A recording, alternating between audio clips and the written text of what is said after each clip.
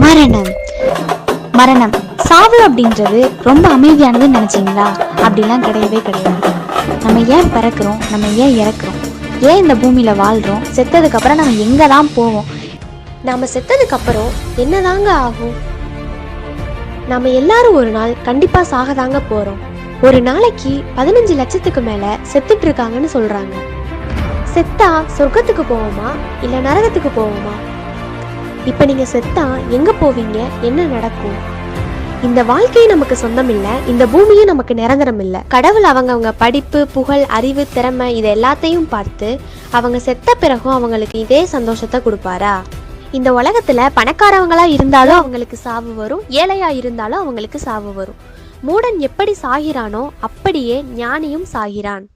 நமக்கு ஒரு நாள் இல்ல ஒரு நாள் கண்டிப்பா மரணம் வரும்.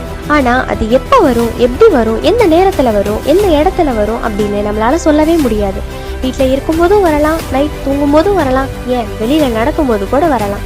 ஆனா அது எப்படி எந்த நேரத்துல வரும் அப்படின்னு நம்மளால நிச்சயமா சொல்லவே முடியாது. ஒரு நாள் இல்ல ஒரு நாள் நம்ம எல்லாரும் கடவுள் முன்னாடி நிக்க போறோம். அப்போ நமக்கான நியாய தீர்ப்பை அவர் கொடுப்பாரு. நல்லவங்க எல்லாம் கடவுளோட இருப்பாங்க, எல்லா பாவமும் பண்ணி அநியாயம் பண்ணினவங்க எல்லாம் எரிகிற தீயிலையும் யோசிக்கவே முடியாத தண்டனைகளையும் அனுபவிச்சுட்டு இருப்பாங்க. நரகம்ன்றது பிசாசுக்காக செய்யப்பட்ட ஒரு இடம். ஆனா மனுஷங்க பொல்லாத பாவங்களை செஞ்சு இந்த நரகம்ன்ற ஒரு இடத்த தேடிட்டு போறாங்க. இந்த தண்டனையிலிருந்து தப்பிக்க ஒரே வழி நம்ம இயேசு கிறிஸ்து.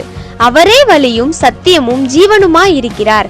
ஆகையால் மனம் திரும்புங்கள், பரலோக ராஜ்யம் சமீபமாய் இருக்கிறது. இந்த உலகத்தையே படைச்ச சர்வ வல்லமையுள்ள கர்த்தர் 2வது முறை வரப்போறாரு. நம்ம ரெடி ஆகணும் அப்படின்னா அவரை கண்டிப்பா பார்க்க முடியாது. அதுதான் வேதம் சொல்லுது, உன் தேவனை சந்திக்கும்படி ஆயத்தப்படு.